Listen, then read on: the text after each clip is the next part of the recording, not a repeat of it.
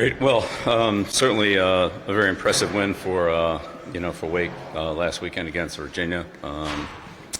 Statistically, Virginia had an edge in a lot of areas, but the 3 turnovers that Wake got and the return were some big game-changing plays, and I think it highlights the type of team that Jake has there. I think Jake's done a great job as he did at Washington State. He has several other people on his staff with him, but did a tremendous job out there, and he's got a lot of good football players. They're a very good football team. They're well coached. They're good in every area. They're good on special teams. They're good on defense, and they're good on offense. They have some very good skill players. Offensively, the running back Claiborne is outstanding. Barnes, Rodriguez. The receivers are explosive. Quarterbacks can run. They're averaging over 200 yards a game passing, so they can throw it too. Defensively, they're very disciplined. They're tough. They can rush the passer. They play the run well. They're very physical. A good tackling team. So, be a big challenge for us out there. We're back in the state, so we know that intensity is going to be high for this game, as it should be, and look forward to it. So, good opportunity, but a lot of respect for the program and for Jake and the job that he's done there this year. They've really it's been impressive. We'll get started front row center. Rob. Bill, what have you learned about these Tobacco Road rivalries and Big Four rivalries since being here and now starting them in this final stretch of Wake Forest? I've been involved in a lot of them before, but I'd say the ones, regionally are just different. In Tobacco Road, we've certainly talked about that with people who have played in a lot of these games or coached in them or been around them, and so it's, historically we're catching up on it, but, we even saw it in the Charlotte game, that it's a little bit different when you play in state, and every high school kid wants to win a state championship. And so, when you're playing at this level, it's important to win in the state. And, we know it's going to be, they're a good football team no matter where they're located, but we know it's an in-state game. And it's going to be tough, and it's their place. And, I'm sure there'll be a lot of energy in the stadium. Bill, you said I think after Stanford, the Wake defense in front is among the best in the you're going to see this year. How important is it for the offensive line this week in practice to be able to go against your own defensive line based on the production that they've had? I know you talked a little bit about them struggling in a sense against some of the Tyler Thompson plays and Melkart. Yeah, it's. I think the way Wake plays is a little different than the way we play. So we'll try to simulate that the best that we can. But they move quite a bit, and they're the people that support from the secondary are very aggressive, and they just have a little different way of playing than the way we play. It's, not good or bad, it's just a little bit different, and so that's what we'll have to try to simulate for our offense to be able to handle it. But they're a very physical team. They pursue well, they tackle well, they force fumbles, they turn the ball over. And again, it's just a physical team. The closer it gets to the goal line, the harder it is, because they have more guys and less space, and they do a good job down there too. Second one on the left, over here. Aaron here for the AP. You guys have the most sacks in the country the last 4 weeks, so it's been consistently a lot of output. Going back to your days as a coordinator, I'm curious, how would you describe the challenge of maybe bringing along guys, pass rushers, whether it's schematic, whether it's teaching them technique? That process of sort of building something like that over time, and how this group is sort of adapted to that? Look, each player usually has his own strengths and weaknesses. Some guys are more power rushers, some guys are more speed rushers, and so forth. I kind of look at it like a pitcher. It's hard to win with just one pitch, even if it's a really good one. You can get to a certain point, but at some point you need something besides fastball. You need a curveball, you need a changeup, or you need something. And I think that's the way it is with pass rush too. If you only have one thing, and eventually they block that, and then you got to be able to go to something else. So developing individual pass rush techniques for each player is important. To have a good 2 or 3 pitches that you can throw, and then being able to collectively work together on pass rush to understand that for the most part it's 5-on-4, so they have an extra guy. So where's the extra blocker? How do we attack that? Which way is he going? How are they doing it? And if it's 5-on-5 with the offensive lineman, then, how do you attack that differently than 5-on-4? And then when you start to pressure, then, how does that fit into the pass protection as well in terms of, are they protecting the 5, 6, or even 7, towards the end of the game last week, we saw a lot of 7-man protection, or they were chipping and then getting out. So 7 guys would block and then 5 would stay and the other guys would release, things like that. So there's some different protections that you have to work through, and understanding, how they're trying to neutralize your pass rush, either individually or as a scheme. What we need to do to try to, how to attack what they're doing to neutralize what we had success with. Front row on the right. Hey, Coach, Wake Forest, the running back, Damon Claiborne. What do you like about his game? Everything. What challenges does he bring to your team? Everything. He's a really good runner. He's explosive. He's fast. He's got good vision. He sets up his blocks well. He runs hard. He's a hard guy to tackle. There isn't much to not like about him, really. Unless you're playing against him, then there's a lot not to like about him. But he's a problem.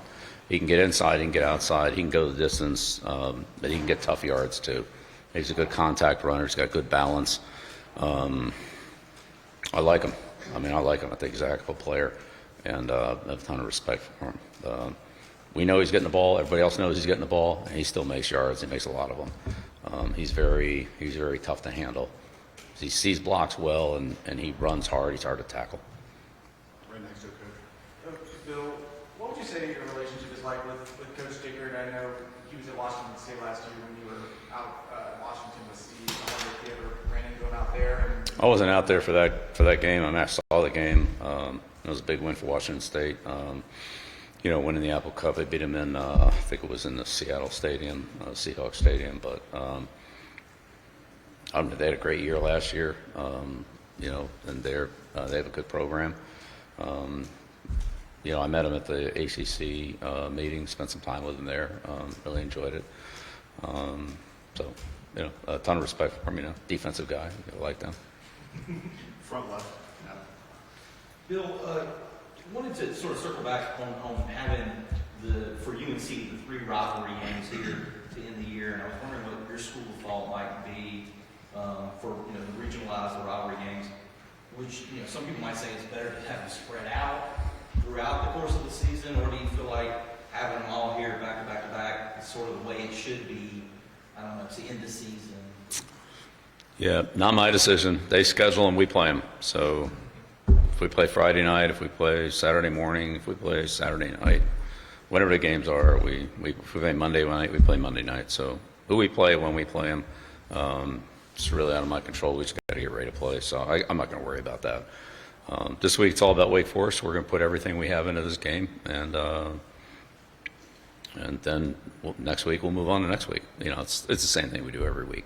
But we got to pour everything we have into Wake Forest. Again, they're a really good football team. It was a big win for them against Virginia. Virginia's a good team, so we know that. And we're excited for the challenge and the opportunity, but it's going to be tough. We know that. Yeah, Bill, I wanted to ask you about Corey House. Obviously, he came in, with 1 year under his belt. Right now, he's leading guys in tackles. Seems like he's one of the more vocal guys on the team as well. Just wondering if he had the interception the other day. I wanted to ask you what have you liked about his play to this point of the year, and then also how have you noticed maybe him growing from a leadership perspective? Kamari brings a lot to the program, both on and off the field. He's vocal, but in a good way. It's when you're the middle linebacker, you have to communicate things to the front, to the linebackers on your level, adjustments that you make, and sometimes the entire secondary in terms of the play call or an adjustment against certain formations and or no huddle and things like that. So those communication skills are really good. It's important to be decisive. It's important to be loud. But sometimes even if you don't call the right thing, as long as everybody's playing the same thing, you're okay. Might not be a perfect deal, but at least everybody's on the same page, and that's better than being half right and half wrong. So that's really good. Kamari loves football. He's very engaged. Ask questions. Ask good questions. Wants to improve. Wants to be better. works hard. He's, not the biggest guy, but he's explosive for his size. He plays bigger than the weight that he's at. He plays strong, and plays explosive, and he can run well. So he's got a really good skill set. He's a good blitzer. He's a good tackler. He can cover a lot of ground.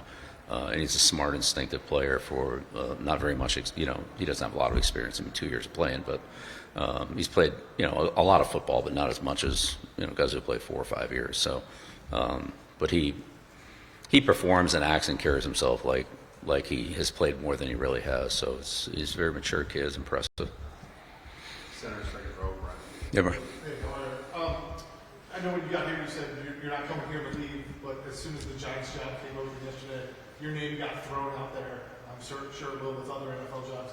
What is your message to players, to recruits? I'm sure people are asking you about that who want to come to the program. Yeah, getting ready for Wake Forest. That's all I got this week. Has anyone asked you, or the players or recruits want to know about your future? I've been asked about it from time to time, but yeah, look, I've been down this road before. I'm focused on Wake Forest. That's it. And that's my commitment to this team. And next week it'll be to our next opponent and so forth. But, I'm here to do the best I can for this team. Second row, far right, coach. Bill, 9 to 10 weeks into this, you go back on the road this week. The emotional swings, and you talk about the intensity of these types of games. Is it comparable, the in-game swings in college football compared to what happens in pros? It's a little bit different in college because of the timing. From a timing standpoint,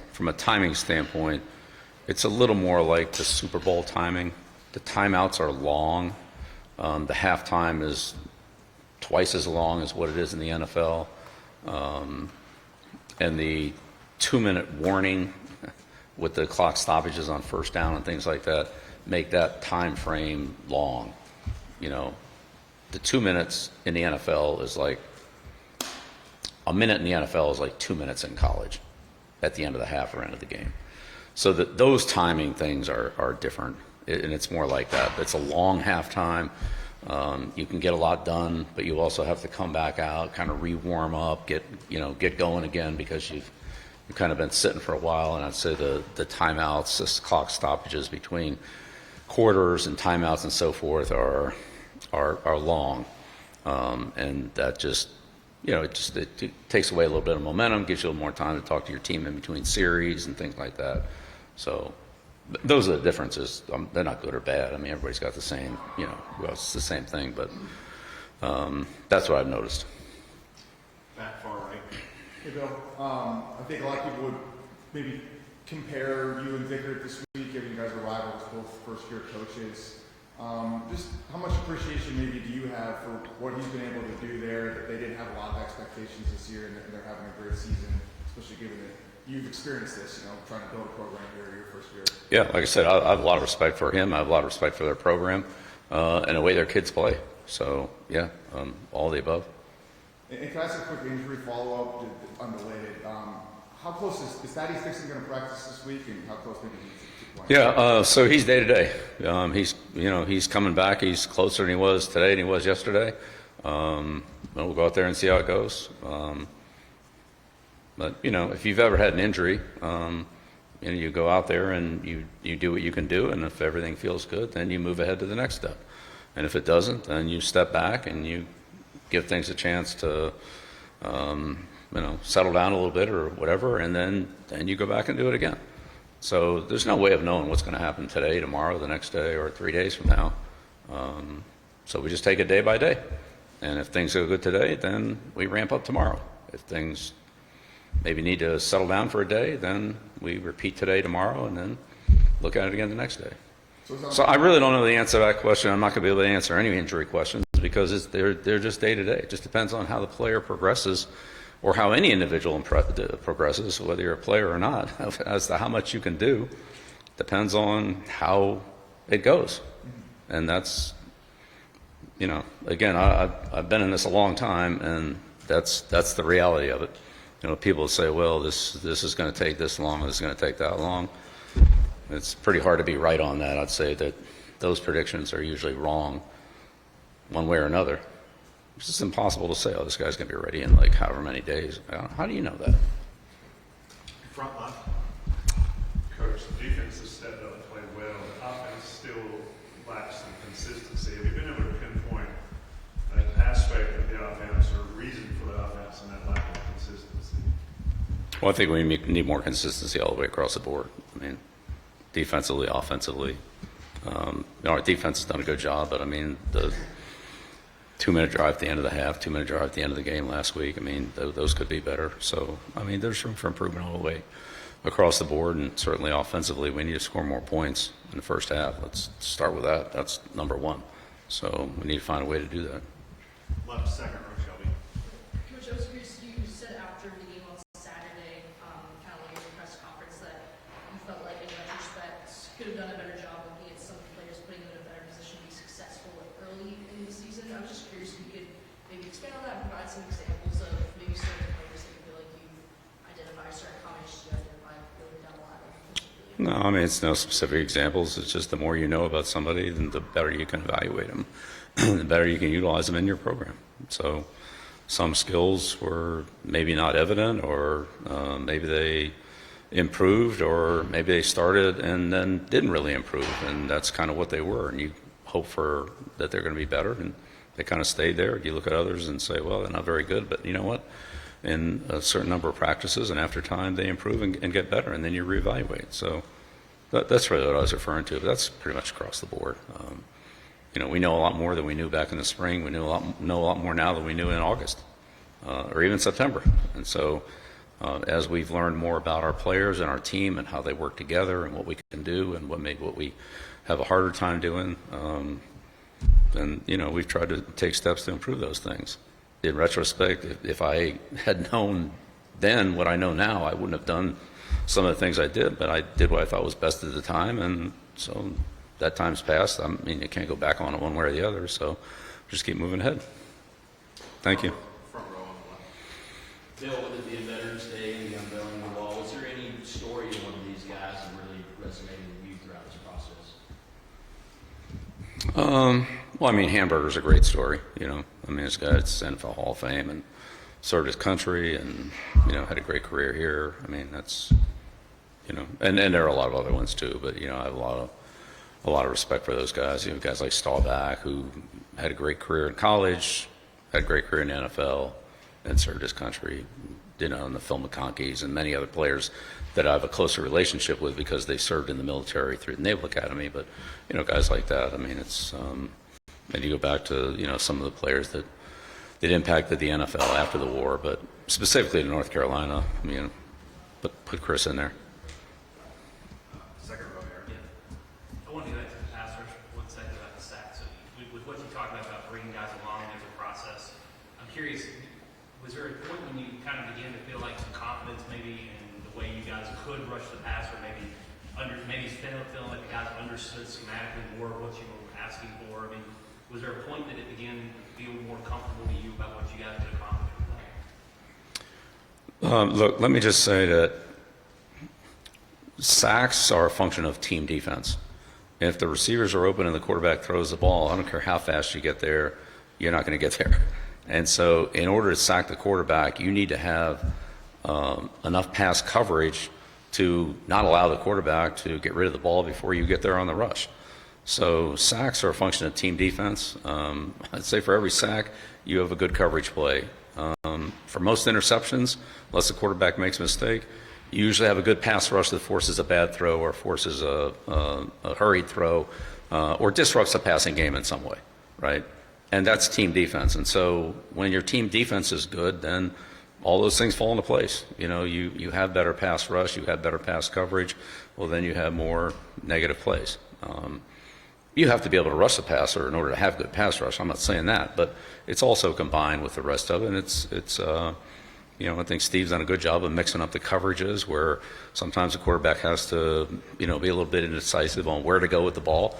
And then that gives the pass rush a little bit more time to get there. So it's really about team defense, and it's the same thing in the running game. If we're playing the run well, it's because we got a lot of guys playing to run well. One guy can't stop the running game. One guy can't stop Claiborne. I mean, I don't care if you had Deacon Jones out there. Like, it's going to take more than that.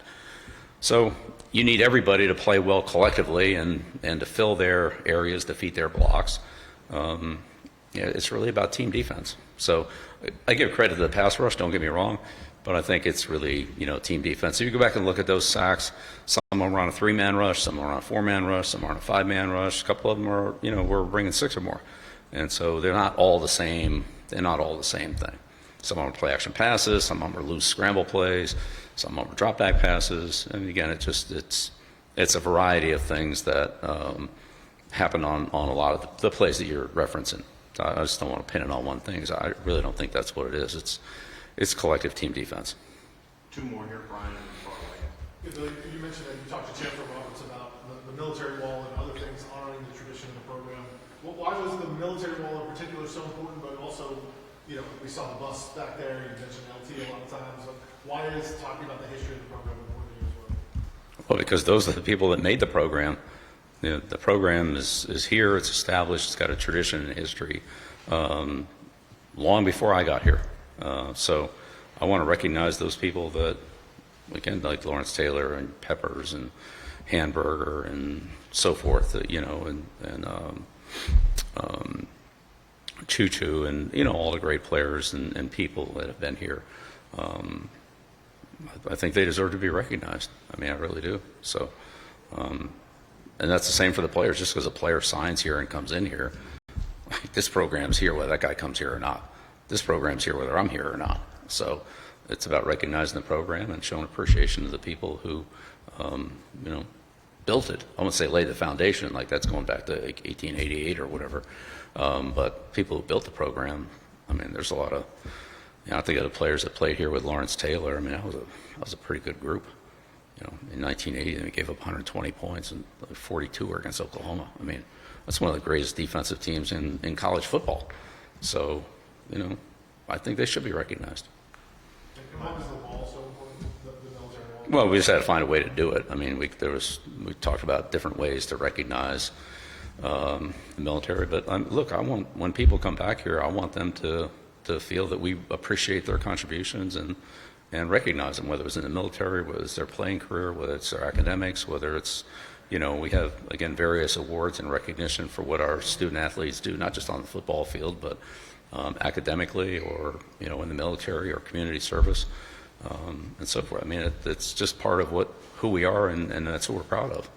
We're proud of football accomplishments, but there's other things, too, that, should be recognized. Last one, 3rd row on the right. Hey, Bill, Michael Purchase, BBC 11. Can you share a bit about your dad's military service and the importance of having conversations with players so they're, better educated on the history of military conflicts and military service in this country? I've always talked about that, especially as the historic dates come through. I mean, like, it's a Pearl Harbor or, D-Day or Veterans Day, Memorial Day, so forth. So my dad was, he played for the Detroit Lions in 1941, and that was his rookie year. And, Pearl Harbor, December 7th. So he enlisted in the Navy and went to Great Lakes, in the Great Lakes football program up there, and their training program. So when he got finished, he came in as a lieutenant, as an officer, not as an enlisted man. And so that was, 2 years of training there, and then he went to served in Europe in the Navy, so they went over to Europe, and then after victory in Europe, then came back and ended up going to the Philippines for the end of the war in 45. And then when he came out, then that's when he started coaching at Hiram in Cleveland, then went to Vanderbilt in North Carolina and so forth. So, at that time, I mean, I think honestly, that was World War II was the explosion of football. I mean, it was literally the explosion of it, because prior to that, everything was regional. Nobody in the East knew what the South was doing. Nobody in the South knew what's going on in the West with, Pop Warner and people like that. And, it was very regionalized. There was no film. There was no TV. There was no, there was nothing. And once they got into the war, then all those teams came together, all those players came together. And so guys from every part of the country played together. They talked about, and the coaches too. And like Paul Brown was another one that served at Great Lakes. And, you know, Paul got, he talked about a lot of the ideas he got, and also saw players, you know, like Willis and Groza and guys like that who also served there. So they exchanged a lot of ideas. Hey, we're doing this drill, we're running this play, we're training like this, we're doing this, we're doing that. And then networking, and then that led to a lot of information exchange after the war, right? After everybody went back to where they were, and then, you know, people from the Ivy League would interact with people from the Southwest and the South and the West and the Midwest. And again, everything was very regionalized. You just played the people in your region, you saw the teams in your region. And that's really where the sports writers, you know, people like Grantland Rice and guys like that who would see games from around the country, when they picked the All-American teams, they're the ones who saw everybody play. So they could see Army, they could see Notre Dame, they could see Alabama, they could see Texas, they could see Stanford, they could see, you know, all the great teams around the country. You know, they could do that. And their All-American teams were, you know, if anybody else picked it, the only guys you're watching are the guys that are in that region that you know, that you observed. So from a playing standpoint, from a training standpoint, from a coaching standpoint, from a networking standpoint, you know, once you got into the late 40s and the 50s, you saw, you know, the T formation and the passing game expand, and players in the NFL and the higher quality there because, you know, the good players were more easily recognizable because they're playing against other good players. And that's where the good teams were, was in the military in 44, 45, you know, because all the good players were drafted in the military. They couldn't play. I mean, except the guys who were 4F. But all the healthy players that were juniors and seniors, you know, they got drafted in. And so those are the best players. A lot of those guys went on to play in the NFL. And a lot of coaches like Paul Brown used that networking to, you know, build a team like he did at the Browns, and also build a repertoire of plays that, you know, hey, this guy runs this play, this guy runs that play, oh, they run this drill, they run that, you know. There's a lot of exchange of ideas there. So World War II was an explosion for football, college and pro, in terms of ideas, networking, communication, and you know, it becoming more of a national instead of a regional sport. Thank you. Okay. Great. All right. Thank you. Good stuff.